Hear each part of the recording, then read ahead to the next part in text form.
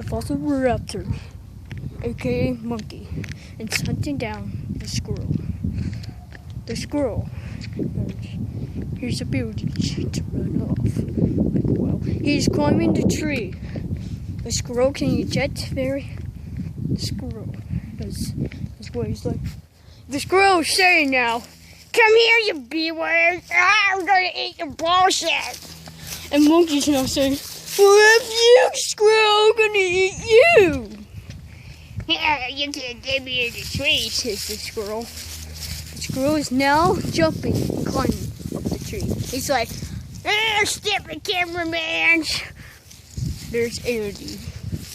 "I'm gonna eat your balls." The squirrel is very mean.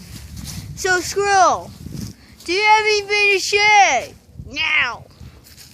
Monkey. But you just said something! Now! But monkey has another plan. Get up! Yeah. This is the channel called Squirrel versus the Monkeys.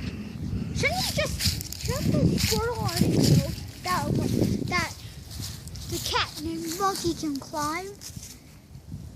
Wait, he's eating something. Oh my god, I literally see a piece of a tree falling off. Squirrel has won.